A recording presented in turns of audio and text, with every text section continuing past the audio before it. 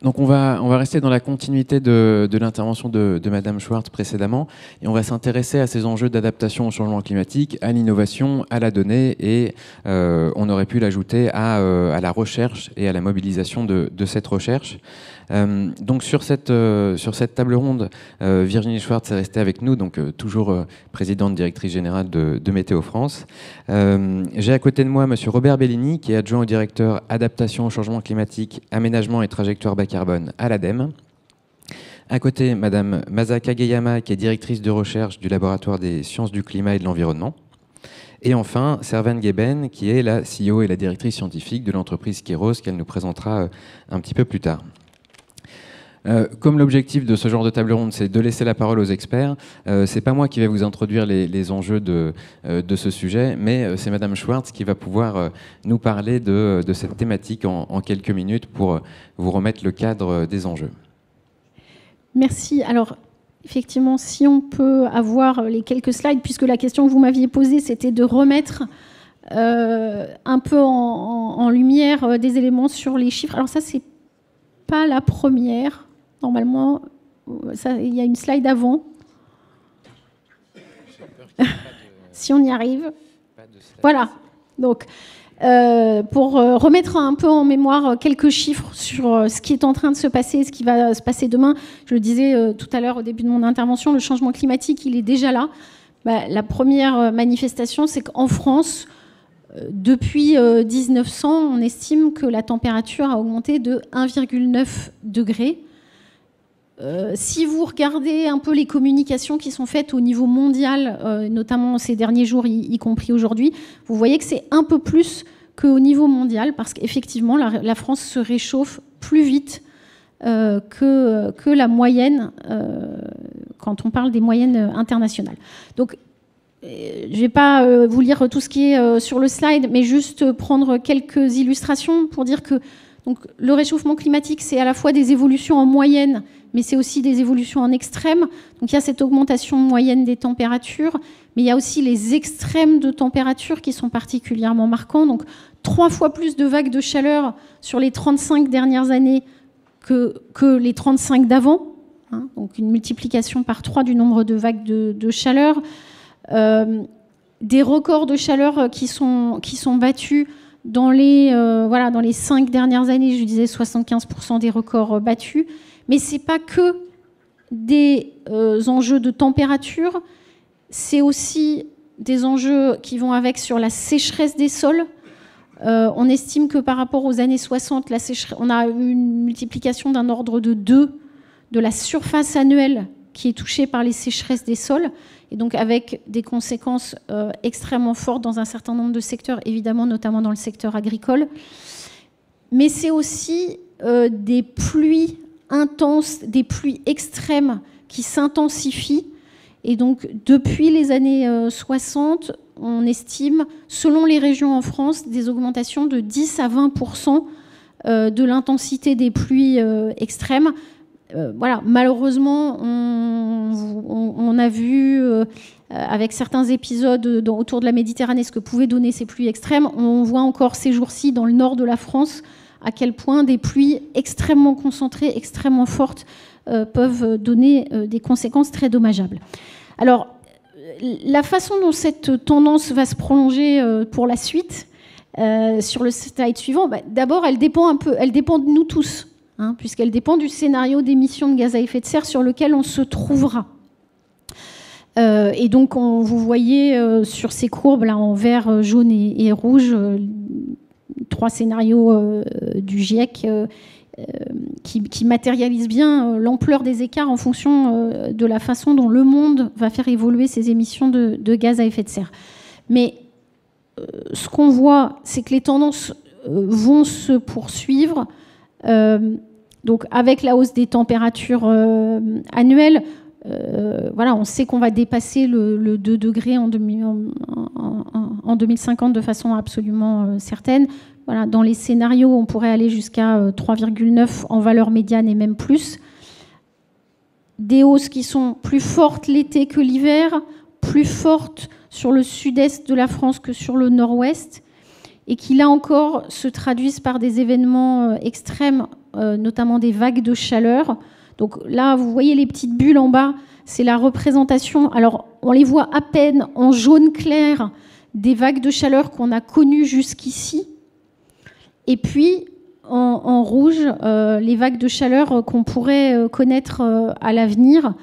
Bon, pour simplifier, ce qu'on peut dire, c'est que ces vagues de chaleur, elles pourraient être multipliées par 2 à l'horizon 2050 et par 4 à l'horizon 2100. Ça veut dire qu'un nombre de vagues de chaleur comme celui qu'on a connu en 2022, qui était le record des vagues de chaleur, bah, à la fin du siècle, il pourrait se produire 3 années sur 4. Donc ça deviendrait vraiment la norme. Sur juste une deuxième illustration sur le slide suivant, donc sur la question des précipitations, les modèles climatiques ne montrent pas de signal clair sur une évolution du volume moyen des précipitations en France. Donc voilà, quand on regarde en moyenne France, en moyenne sur l'année, on est autour d'une stabilité. Par contre, ce qu'on voit, c'est des grosses différences dans le temps et dans l'espace. Voilà, moins de pluie en été, plus de pluie en hiver, moins de pluie dans le sud, notamment le sud-ouest, plus de pluie dans le sud-est. Donc en gros, il pleut moins au moment et aux endroits où il pleut déjà le moins aujourd'hui, et il pleut plus et plus souvent là où il pleut déjà aujourd'hui. Donc voilà, derrière cette moyenne se cachent des évolutions pas très positives. Se cache donc aussi une poursuite qu'on envisageait des évolutions en termes de précipitations extrêmes, donc une hausse de l'intensité de ces précipitations extrêmes qui pourrait à nouveau être de l'ordre de 10%. Et puis du coup, des conséquences, par exemple illustrées ici sur les incendies de forêt, où on voit que les incendies de forêt, qui étaient historiquement en France très limités vraiment au pourtour méditerranéen, s'étendent sur quasiment tout le territoire national et sur une grande période de l'année. Alors quand je présentais ces cartes avant 2022, parfois les gens trouvaient que Météo France exagérait un petit peu et que quand même des incendies en Bretagne, c'était pas très sérieux de notre part de présenter des choses comme ça. Finalement, malheureusement, la réalité de l'année 2022 a été plus rapide que les projections climatiques, mais ça c'est normal, c'est la variation annuelle du climat qui reste quelque chose de complètement normal. Voilà. Mais ce qu'on voit, c'est qu'effectivement cette idée qu'on devra se préoccuper de feux de végétation dans une très grande partie du territoire national, elle est malheureusement déjà bien réelle. Voilà.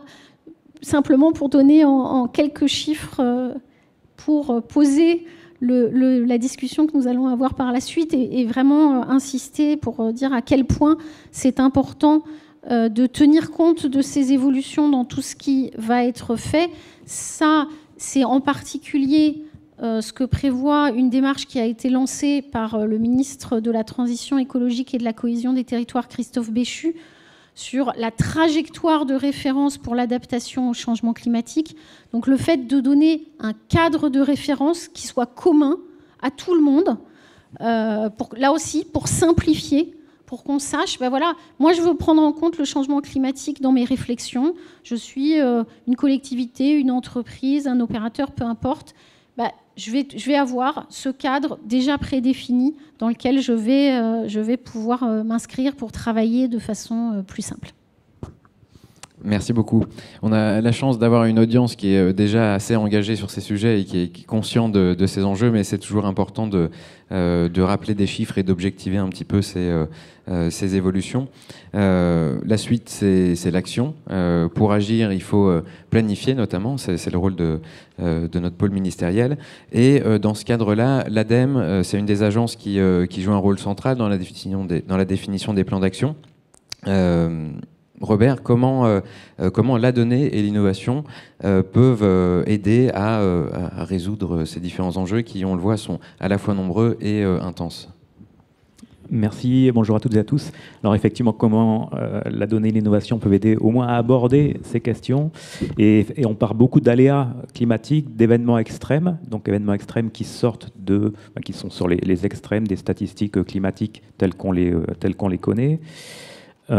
Virginie Schwartz a souligné que de ces aléas, on arrive sur des impacts ou sur des risques climatiques sur les biens, les personnes, les services, et que ces impacts, ces risques dépendent du contexte. Un contexte géographique, un contexte d'occupation des sols, par exemple, si je pense aux précipitations intenses qui peuvent aggraver et provoquer des inondations dites par ruissellement parce que les sols sont imperméabilisés, ou des facteurs, des caractéristiques socio-économiques. Et là, on sait que certaines populations sont plus vulnérables, par exemple aux vagues de chaleur, parce qu'elles sont dans des situations de précarité, d'isolement, etc. Donc on a ce passage des aléas aux impacts et aux risques qui est effectivement à traduire. Et l'entrée-risque, c'est une des premières entrées finalement de la démarche d'adaptation au changement climatique. Notamment parce qu'on est habitué dans certains domaines, les infrastructures d'énergie, les infrastructures de transport, le bâtiment, à gérer des risques. On a des politiques de gestion des risques et on peut se dire, en première approche, on va actualiser, et je mets un peu de guillemets là-dedans, on va actualiser la gestion des risques avec un futur climatique. Donc ça peut être une première approche, voilà, très sur la gestion des risques. Et là, on voit tout de suite une difficulté, c'est que on gère bien que ce qu'on connaît. Avec le changement climatique, et plus on regarde dans le futur, plus on a de toute façon une incertitude qui est inhérente. On aura dans le futur lointain également différents scénarios qui sont possibles, suivant les choix qu'on fait actuellement. Donc cette phase de gestion des risques, elle a cette limite aussi temporelle et qui devient peut-être rapidement une gestion de l'incertain. Deuxième difficulté, c'est que ces infrastructures d'énergie, d'eau, de télécommunications sont elles-mêmes en transition, parce que les usages changent, parce qu'il y a de la décarbonation. Et donc on est dans un environnement qui se complexifie également de par cette mutation, cette transition des infrastructures.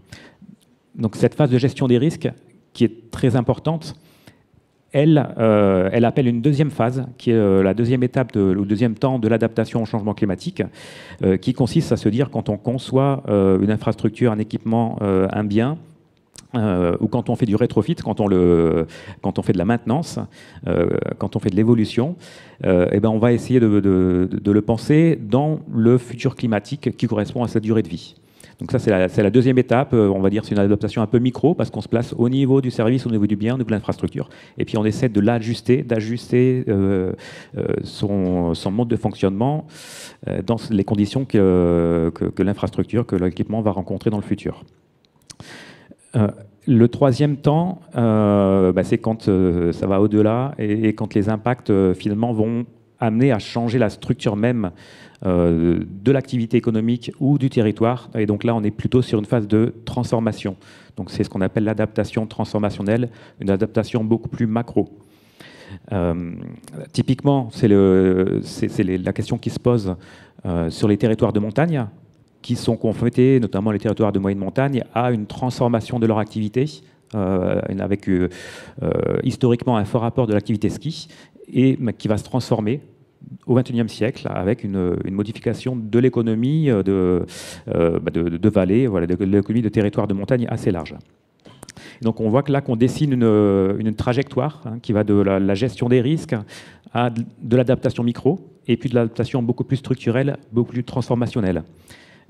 Cette trajectoire-là, c'est aussi une ouverture de la focale, alors en termes de périmètre géographique, en termes d'activité, et puis aussi en termes d'horizon temporel.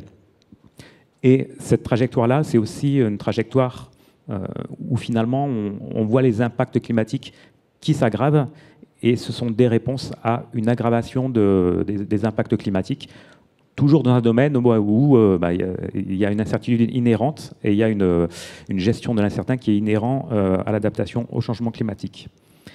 Donc, on a rappelé l'innovation a une forte place, puisque là, on entre quand même dans des processus qui appellent de l'innovation, qui appellent des nouveaux services, des nouvelles façons de concevoir une activité, un bien. Il y a un rôle important de la donnée qui a été bien rappelé. Je voudrais peut-être souligner éventuellement, parce que la donnée, on l'apporte pour faire de la prise de décision, que dans tout apport de données, on peut avoir des biais, enfin on a des biais dans la façon dont on présente la donnée, la façon dont on la met à disposition. Donc ces biais-là, il faut bien en avoir conscience, et il faut bien que le décideur économique ou décideur politique puisse faire sa décision en ayant conscience de la donnée et de ce que ça comporte également comme biais. Là, je reprends l'exemple d'une personne qui est, d'une ville sur laquelle on veut cartographier les îlots de chaleur en ville, de manière à prioriser les actions. Il est important aussi de savoir quelle est la population. Est-ce que c'est une population précaire? Quel est l'état des bâtiments? Est-ce que cette population est isolée dans le bâtiment? Ça, ce sont des caractéristiques très importantes pour prioriser les actions de réduction des îlots de chaleur en ville. Et pour finir, peut-être rebondir sur le cadre institutionnel tel que Virginie Schwartz l'a rappelé, sur la trajectoire de référence pour le réchauffement et pour l'adaptation au changement climatique. Et donc, effectivement, c'est une avancée. La France est un des premiers pays à se doter de cette trajectoire-là, donc qui fixe un cadre de référence avec un travail énorme de Météo France pour travailler sur cette trajectoire.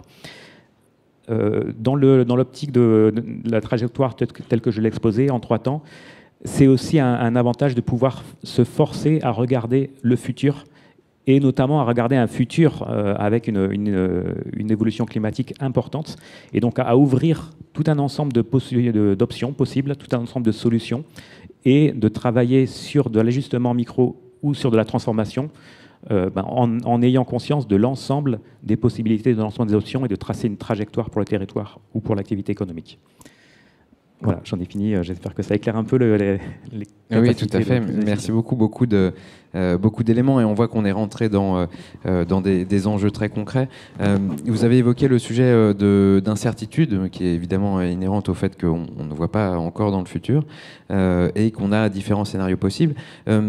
L'incertitude sur la donnée, je vais repasser la parole à Virginie Schwartz, parce que Météo France produit énormément de données.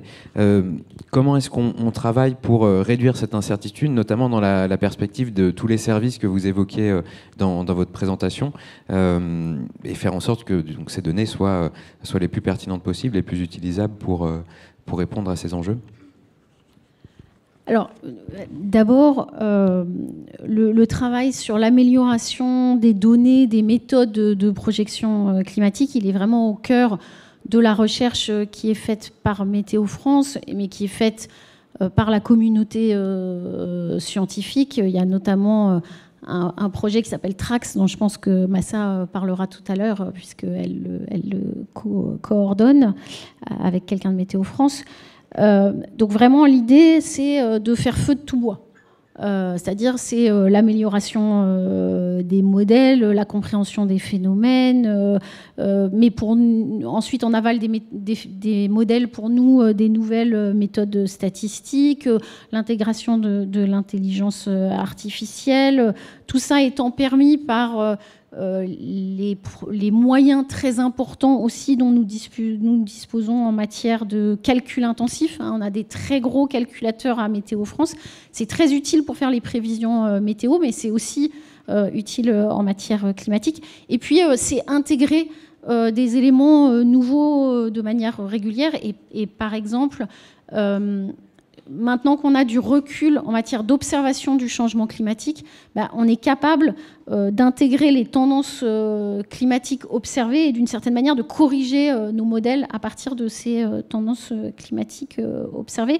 Donc voilà, tout ça, c'est finalement la science qui progresse. Mais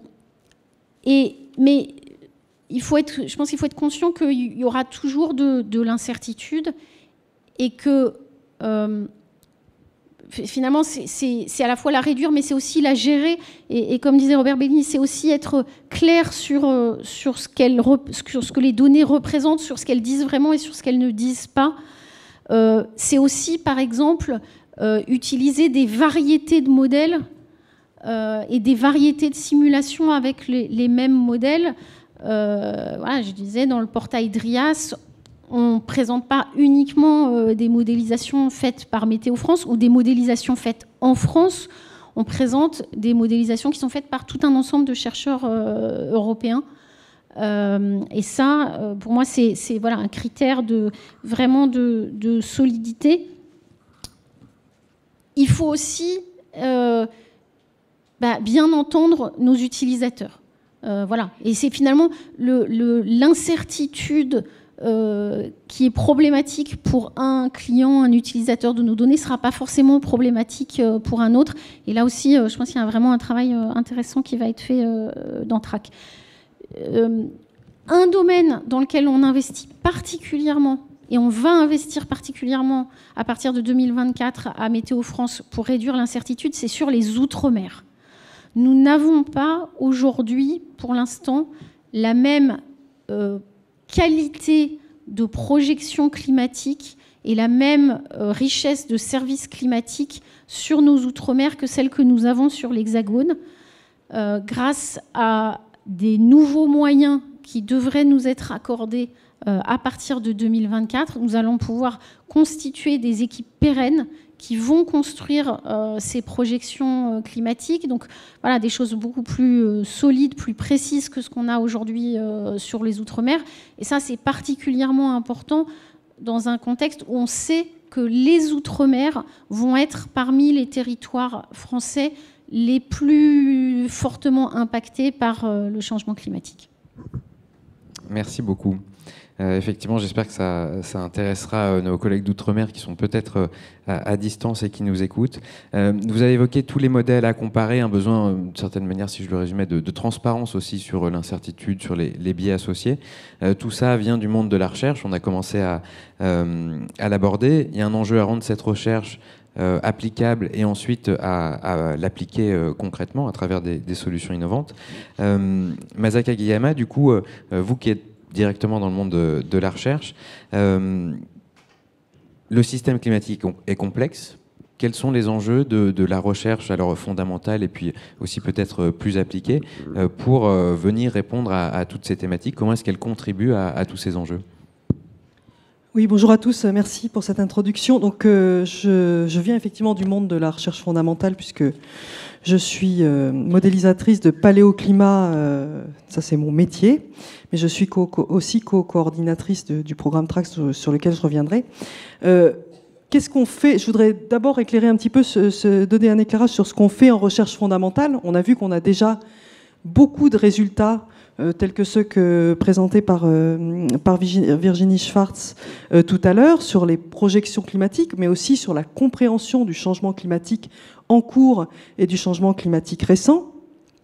Ça fait partie de nos principaux résultats, mais il reste beaucoup de choses à étudier, à faire, à élaborer, à développer, en particulier parce que les questions, vos questions, mais aussi les questions du grand public, les questions des entreprises, les questions de tous les acteurs qui sont impactés par le changement climatique, ces questions-là, elles évoluent.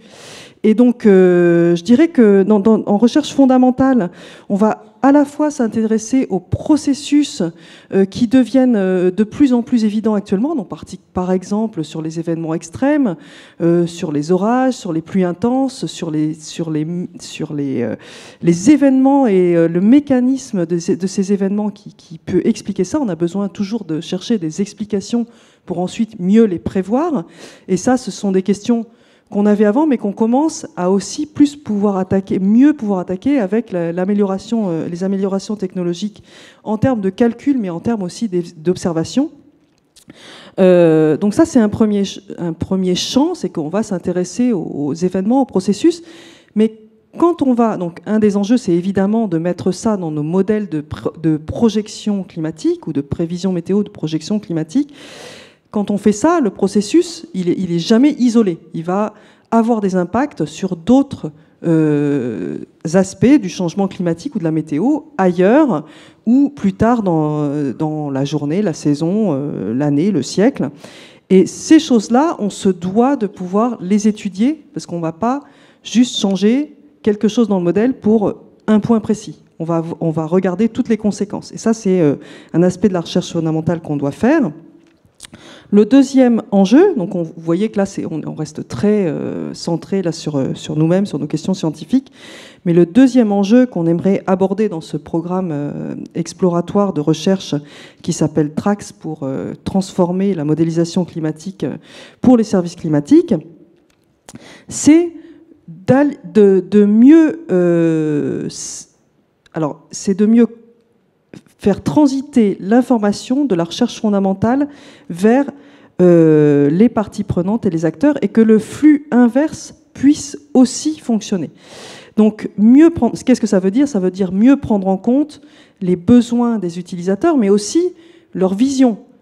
Comment est-ce que un territoire est impacté par un orage, des orages, une répétition d'orages, des sécheresses, etc. On a besoin d'avoir cette vision pour pouvoir remonter, nous, à notre échelle du processus. Et ça paraît simple dit comme ça, mais il faut voir qu'en termes de nombre de personnes qui sont capables de faire ça, on n'est pas extrêmement nombreux. Et donc, on a besoin de s'organiser pour que ce flux d'informations puisse passer et pour qu'on puisse construire ensemble. Donc, un des objectifs de TRACS, c'est vraiment la co-construction de services climatiques, de démonstrateurs de services climatiques. Construire ensemble des informations qui sont utiles à la société et qui sont étayées par la recherche fondamentale la meilleure possible au moment où on construit ce service. Donc ça, c'est à la fois du domaine de notre domaine, mais aussi du domaine des sciences humaines et sociales qui permettent de mieux éliciter les besoins et de mieux faire le pont, finalement, entre ces deux communautés. Donc ce besoin de narratif, là, il est très important. Et puis, on a besoin surtout, comme l'a déjà introduit Virginie Schwartz dans son allocution, c'est d'aller au-delà de la donnée. On sent bien, ça fait déjà longtemps que le portail DRIAS existe, mais on sent bien qu'au-delà de la donnée, on a besoin d'expertise, on a besoin de discuter, de se voir, et donc on a besoin de former des personnes qui ont cette expertise. Et ça, c'est quelque chose, aller au-delà de la donnée, c'est quelque chose d'assez nouveau, je dirais, pour nous en recherche fondamentale, mais qui est très palpitant, qui est très motivant. On voit beaucoup de jeunes arriver avec cette envie de mieux faire le lien entre recherche fondamentale et société. Donc ça, c'est quelque chose de très important. Et je dirais un dernier point, dans notre rôle de recherche fondamentale, c'est aussi de prévoir l'imprévu.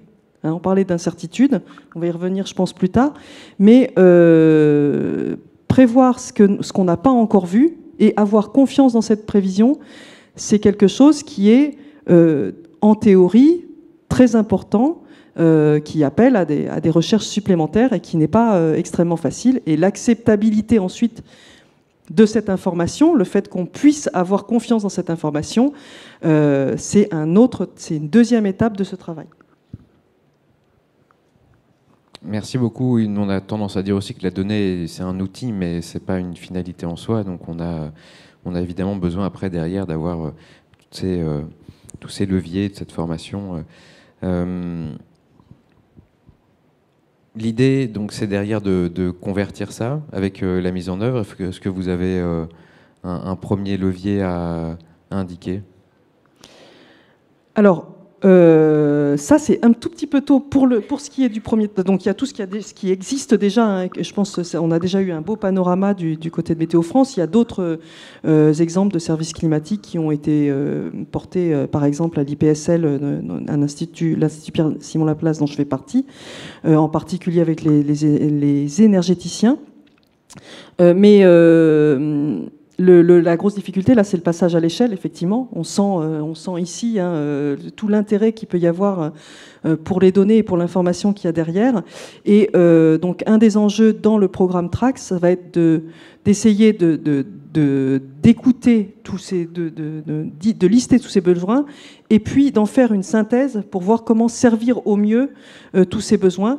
Donc pour les premiers développements, il est prévu à la fois des applications sur certains territoires métropolitains, mais aussi sur certains territoires en Afrique de l'Ouest avec lesquels on a beaucoup de collaborations déjà jusqu'à maintenant. Et en parallèle, donc il y a la notion de territoire, mais il y a aussi la notion de secteur économique avec lesquels on va travailler pour voir si on peut mutualiser notre travail pour différents secteurs économiques. Ou bien il faudra découper et on aura plusieurs équipes qui travaillent en dessous. Mais tout ce travail, d'élicitation des besoins, il fait partie de Trax. Voilà, pour ce qui est de ce qui existe à l'état de semis pour l'instant, ou de plan, ou bien pour ce qui n'existe pas encore. Et alors, petite question subsidiaire, mais on peut retrouver des informations sur Trax quelque part en ligne. Est-ce qu'il vaut mieux venir vous voir peut-être après, s'il y a des gens qui ont des questions sur le programme? Alors, vous pouvez venir me voir. Comme le programme Trax a démarré au début de l'année, on est encore en construction de site web, mais on a déjà des informations sur un site web d'une infrastructure de recherche qui s'appelle Climery, CLIMERI. Et sinon, je peux tout à fait donner des renseignements. On a aussi une page LinkedIn si vous nous cherchez. Voilà, un petit message pour les gens intéressés. Mais merci beaucoup. On avance petit à petit. Et aujourd'hui, on est au Meetup Green Tech, donc on est aussi là pour mettre en avant les entreprises qui en fait transforment, convertissent cette innovation dans des services qui s'intègrent dans le marché. Servan Geben, donc vous êtes CEO et directrice de Kairos, qui est une entreprise qui est labellisée Green Tech Innovation. On a ce plaisir côté Ecolab. Vous proposez des solutions de cartographie innovantes, avec notamment l'objectif de rendre opérationnels des travaux de recherche pour servir à la résolution d'enjeux sur le territoire qui sont liés au changement climatique. Aujourd'hui au Meetup, il y a plein d'autres startups. On est très ravis d'avoir ces personnes. On a des institutions publiques, on a des financeurs privés. Est-ce que vous pouvez nous dire, pour vous, quel est le rôle des startups dans cet écosystème complexe? Et peut-être un petit mot sur Kairos et en particulier ce que fait l'entreprise là-dessus. Bonjour à tous, merci beaucoup. Donc moi, je suis géographe de formation, spécialisée dans la gestion des risques littoraux et plus récemment dans l'analyse de la gestion des situations de crise. Ça va peut-être être un peu difficile de parler au nom de toutes les startups parce qu'il y a une grande variété d'entre elles, comme vous avez pu le constater à l'étage supérieur. Néanmoins, il y a une volonté de prolonger en fait tous les résultats de recherche fondamentale et de recherche appliquée en outils opérationnels. Et donc il y a aussi des pas de temps qui sont différents et qui sont beaucoup plus rapides dans le monde des startups. En ce qui concerne Kairos, la vocation de Kairos, ça a été vraiment ça, c'est-à-dire de traduire des résultats de recherche fondamentale et appliquée, notamment lors d'un programme de recherche qui s'appelait Eurydice, qui a été mené avec une équipe de chercheurs dont je faisais partie, en lien avec la zone de défense et de sécurité de Paris entre 2015 et 2018. Moi, en tant que géographe, je m'étais intéressée à l'utilisation de la cartographie dans les cellules de crise. Ces années-là, il y a eu différents événements qui étaient prévus ou malheureusement imprévus. Et il y a eu en particulier un très grand exercice de gestion de simulation d'une crue centenale de la Seine qui s'appelait EU-Sequana et qui a mobilisé plus de 80 acteurs pendant 2 semaines. Une semaine de simulation de crue et une semaine de simulation de décrue. Et puis 3 mois après, à peine, en juin 2016, la région de l'Île-de-France a connu justement une crue pas centenale, mais qui a quand même fait peur un petit peu à tout le monde. Donc en tant que chercheur, c'était absolument extraordinaire d'avoir un terrain d'étude, entre guillemets, où on voyait d'un côté la théorie avec les exercices et puis de l'autre en fait les réactions en situation réelle. Et en fait tout ça est parti du constat d'un paradoxe, c'est-à-dire une observation des acteurs en cellule de crise qui ont des profils très variés en fait. On peut y côtoyer des policiers, des gendarmes, des préfets, des gens au service technique, des opérateurs de réseau, des gens au service de la communication, qui en fait utilisait finalement, selon moi, enfin j'étais surprise de ça, assez peu les cartes qui étaient disponibles en cellule de crise. Et puis aussi, il y avait un problème de langage, c'est-à-dire qu'un opérateur de réseau pouvait exprimer l'aléa, donc la hauteur d'eau, dans le cas de la crue, dans une certaine unité ou dans une unité qui était relative à une station de mesure. D'autres opérateurs pouvaient exprimer cette même hauteur d'eau de façon absolue, en faisant référence à la cote NGF. Et donc, il y avait une difficulté de communication aussi et peut-être une perte de temps parfois pour être sûr qu'on avait bien compris la bonne information, etc. Et puis, je vous parlais de paradoxe. Le paradoxe, c'est qu'ensuite, quand je faisais des entretiens sociologiques avec ces mêmes personnes que j'avais observées en cellule de crise, elles me disaient qu'il y avait une chose qui était sûre, c'est qu'on ne pouvait pas gérer une crise sans carte. Or moi je trouvais qu'elles étaient sous-utilisées ces cartes, donc je me suis dit qu'est-ce que finalement la carte en gestion de crise dans une cellule de crise, qu'est-ce qu'elle doit représenter pour qu'elle puisse être utile en fait, puisqu'il y a beaucoup d'informations, on parlait de la donnée brute, etc., mais finalement ces acteurs-là avaient du mal à se l'approprier et à l'utiliser pour exercer leur mission et leur métier. Donc en fait l'idée ça a été de trouver un langage, de se dire est-ce que finalement la gestion de crise, quand on est acteur en cellule de crise, c'est pas de gérer le temps dont on dispose pour agir avant qu'on atteigne un certain pic de crue qui puisse être particulièrement problématique, et est-ce que finalement voilà, c'est pas un langage qui paradoxalement pourrait être tout à fait cartographiable. Et donc ça a été des tests, des propositions qui ont été faites, une preuve de concept qui a été soumise à un autre exercice de gestion de crue dans 8 cellules de crise différentes dans le 15e arrondissement à Paris. Et le résultat était que finalement tout le monde pouvait comprendre, se dire voilà, si là, attention, en intégrant au fur et à mesure les bulletins de prévision, au fur et à mesure qu'ils tombaient, les intégrer dans la carte, de dire voilà, là, dans 24 heures, on aura un problème d'électricité. Ici, dans 48 heures, on peut avoir un problème de réseau d'eau potable ou d'assainissement. Ça permettait aux acteurs d'anticiper et d'avoir une vision en temps quasi réel, c'est-à-dire qu'au fur et à mesure que les bulletins de prévision tombaient, des conséquences aussi indirectes, c'est-à-dire au-delà de la zone inondée purement. Donc c'est comme ça qu'est né cet outil cartographique, ou plutôt cette brique technologique, qui s'appelle projection, puisque l'idée c'était de la rendre aussi interopérable avec les outils existants. Ça c'était pour l'exemple des crues, mais je voulais aussi parler d'un projet de recherche qui s'appelle Oracle, qui est financé par l'Agence nationale de la recherche, auquel Kairos participe, qui est piloté par le BRGM, Sophie Lecacheux, et au sein duquel Météo France est un acteur particulièrement important. Et l'objectif de ce projet Oracle, qui a pour sujet la caractérisation de la submersion marine, donc des tempêtes et des submersions marines, avec comme terrain d'étude le bassin d'Arcachon, eh bien, c'était justement de se dire, voilà, on se réunit avec différents profils, donc des prévisionnistes chez Météo France, des ingénieurs modélisateurs au BRGM, nous, Kairos, et puis il y a aussi l'IGN qui travaille sur une autre partie, de se dire quelle est la trajectoire d'une donnée. De quelles données partent les prévisionnistes de chez Météo France pour les insérer dans leur modèle, comment est-ce qu'ils peuvent caractériser l'incertitude, notamment en développant des modèles de prévision probabilistes plutôt que déterministes. Comment ensuite le BRGM, les ingénieurs du BRGM s'approprient ces résultats, ces données de sortie des modèles prévisionnistes de Météo France pour les intégrer dans leur modèle de propagation de l'eau à terre, avec des modèles numériques de terrain.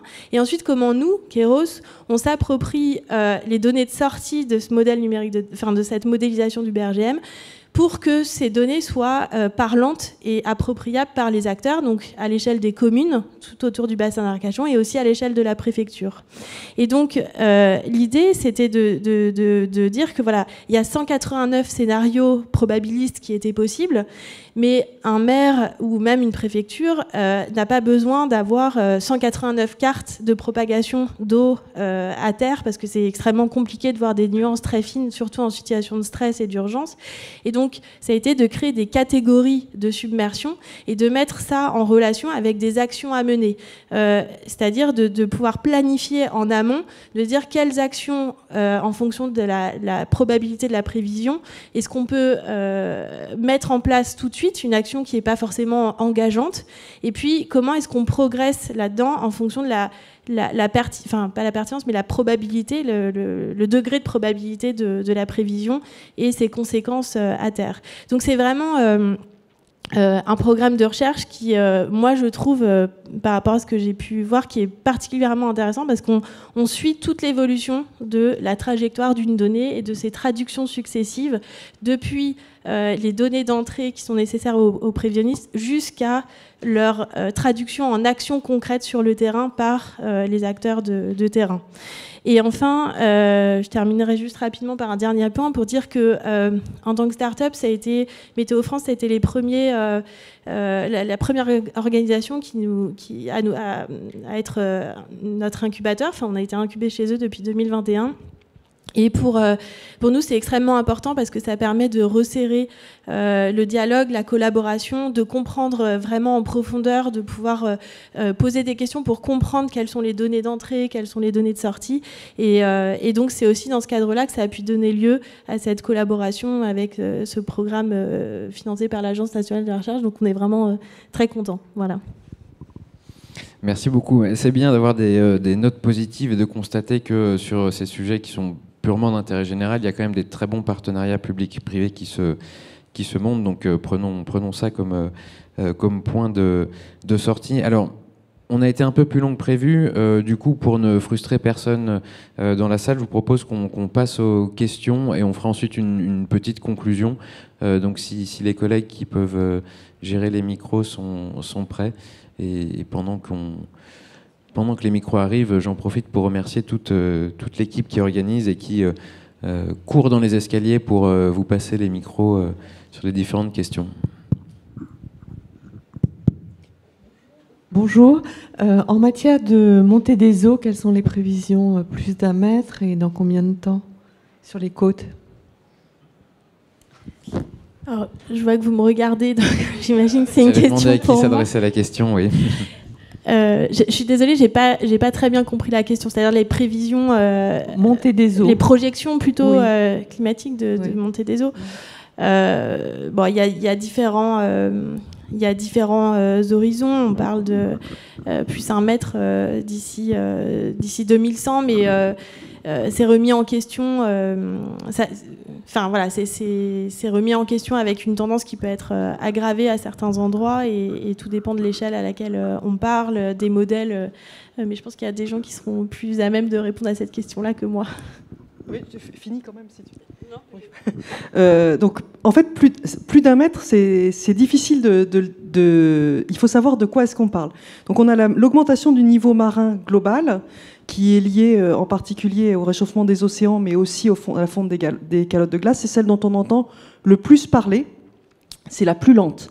Et on prévoit 1 mètre en niveau global, en moyenne globale, à la fin du siècle, dans les modèles les plus, je dirais, raisonnables, sans catastrophe de déconstruction, enfin de fonte accélérée ou de débâcle de la calotte antarctique. Ça, c'est la tendance de fond. Mais en fait, pour ce qui est de l'impact sur les territoires, quelque chose d'extrêmement important, ce sont les submersions marines dont tu parlais, les surcotes, qui sont liées aux dépressions, aux tempêtes, ou aux cyclones tropicaux. Et là, on peut avoir une surcote qui peut être aussi d'1 mètre ou 2, mais alors qu'il va être temporaire, on va avoir une inondation et un retrait.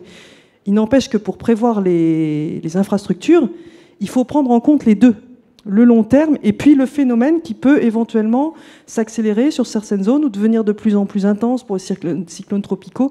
Et donc le 1 mètre, il est symbolique, mais il faut savoir si on parle de la tendance long terme ou si on veut le maximum sur des fines échelles de temps. Et votre année, elle va se décaler si on prend la surcote en compte.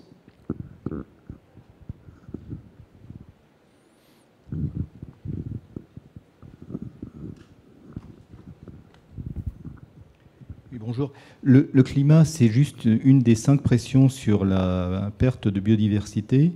Qu'est-ce que vous envisagez au niveau de la collecte des données sur d'autres éléments des 4 pressions qui restent?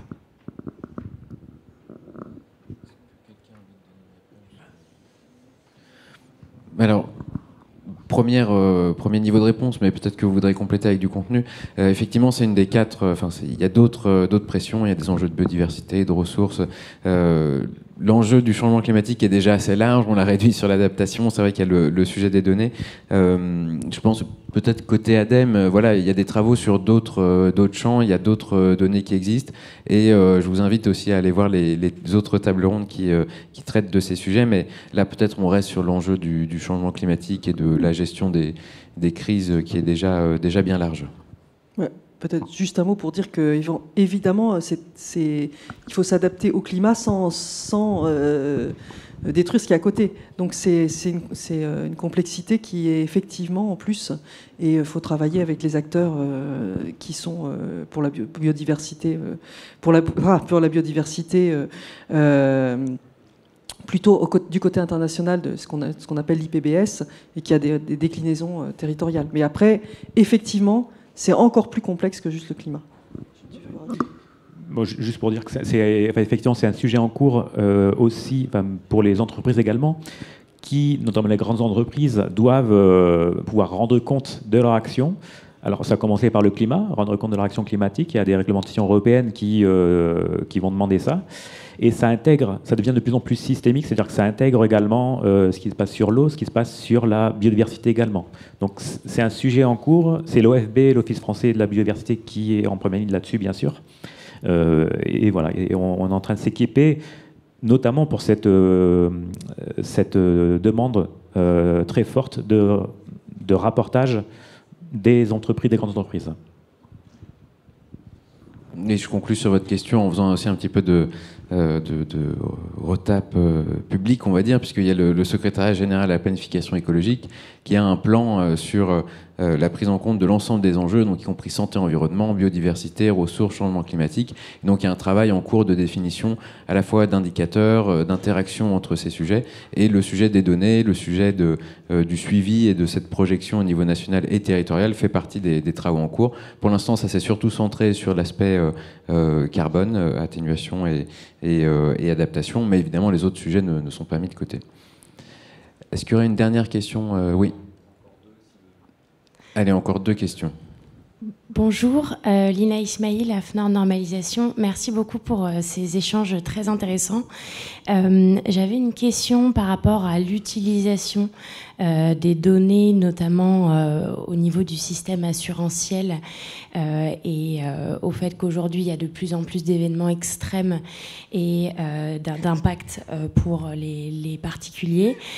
Comment vous voyez, peut-être une question plutôt à Météo France, comment vous voyez la collaboration avec les assureurs français et notamment les utilisations de la donnée qui est produite? Est-ce qu'il y a aussi une collaboration sur comment utiliser la donnée dans le système assurantiel français et des bonnes pratiques qui sont définies avec les utilisateurs directs dans le schéma assurantiel français? Merci. Alors effectivement, les assureurs sont parmi ceux qui, le plus tôt, ont pris conscience de l'enjeu que représentait le changement climatique, et en particulier de l'enjeu financier que l'évolution des dommages pouvait représenter pour eux. Et donc ils travaillent beaucoup sur nos données. Alors quelques exemples de partenariats qu'on peut avoir avec eux. Le premier, c'est au travers du système d'indemnisation des catastrophes naturelles, donc le système CatNat, qui se met en place, par exemple, avec des épisodes comme ceux qu'on a connus récemment, et avec des enjeux qui sont maintenir l'équilibre financier du régime. Donc ça, c'est plutôt le point de vue et l'enjeu des assurances. Et puis, regarder et identifier le caractère exceptionnel ou pas des événements, puisque c'est ça le système de catastrophe naturelle, c'est indemniser les dommages en cas de catastrophe naturelle exceptionnelle. Et donc c'est là que Météo France contribue au dispositif avec des rapports qui sont produits à chaque événement pour caractériser leur caractère exceptionnel ou pas. Un deuxième type de partenariat qu'on a donc avec la CCR, donc la réassurance de l'ensemble des assureurs français, on travaille beaucoup sur des études prospectives pour identifier la façon dont les risques climatiques évoluant, l'assurance doit elle-même évoluer. Par exemple, il y a une étude qui a été faite il y a 2 ou 3 ans sur l'évolution aux Antilles des cyclones. Et la façon dont le risque cyclonique et l'indemnisation du risque cyclonique allaient évoluer dans les différents territoires concernés. Voilà. Mais on a d'autres études en cours avec eux. C'est vraiment un domaine de collaboration étroit. Merci beaucoup. Est-ce qu'il y a une toute dernière question ?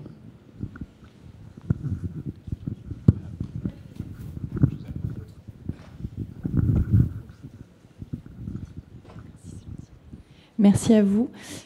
Une question, on l'a vu, je pense, très bien illustré, le sujet du changement climatique et la contribution de la donnée est multipartie prenante. Quels sont, dans les expérimentations que vous avez pu mener, les principaux freins justement à la coopération et la collaboration entre différents partenaires publics, privés, institutionnels, start-up et grandes entreprises qui restent encore à tacler pour accélérer l'utilisation de cette donnée?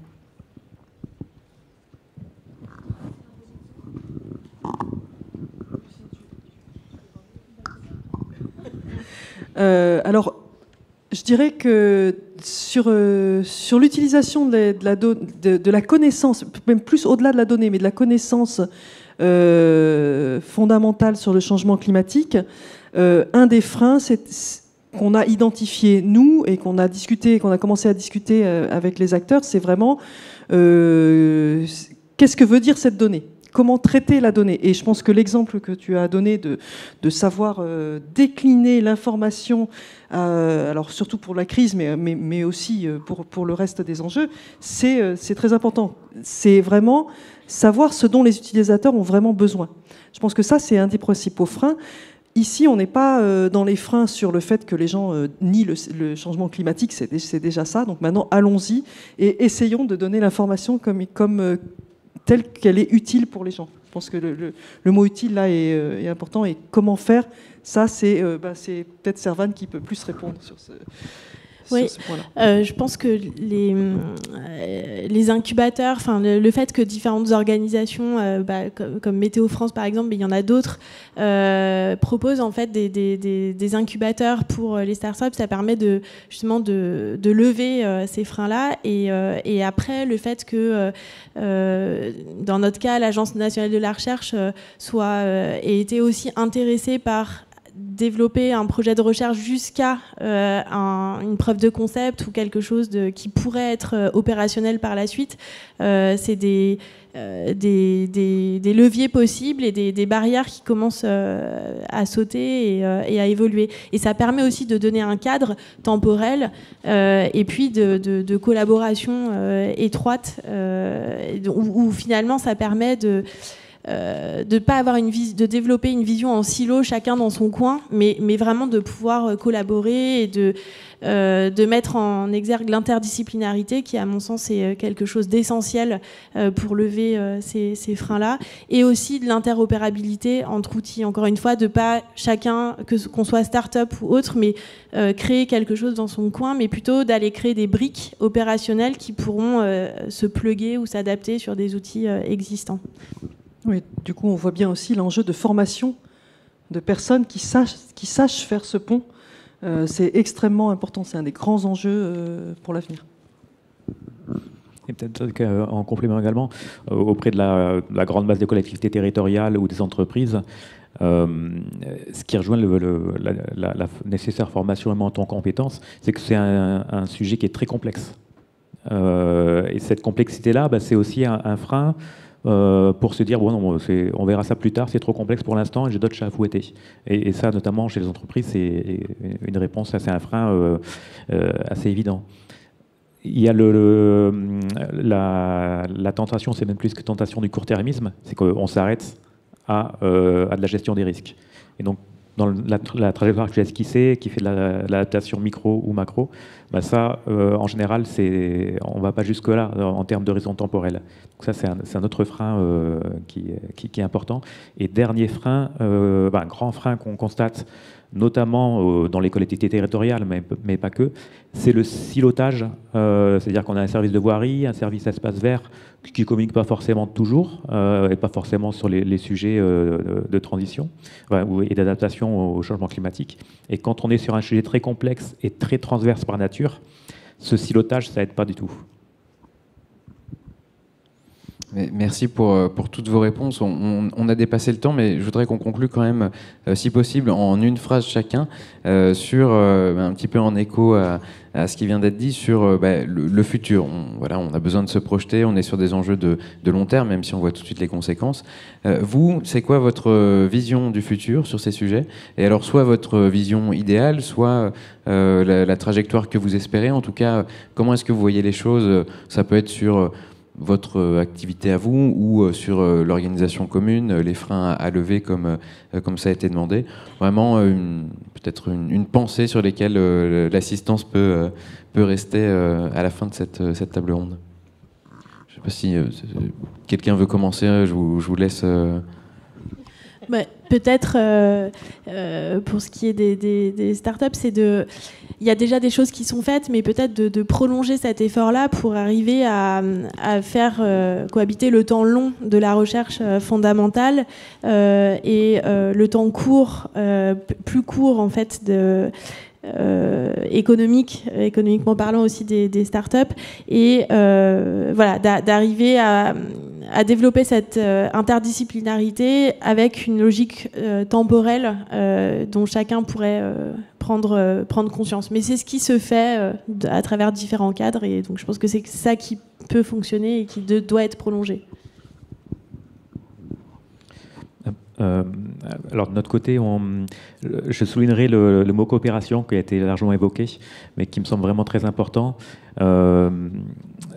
Et on progresse tous en même temps, y compris nous. Enfin, voilà, on avance avec tout le monde et on progresse sur les concepts et sur les façons de faire avec tout le monde.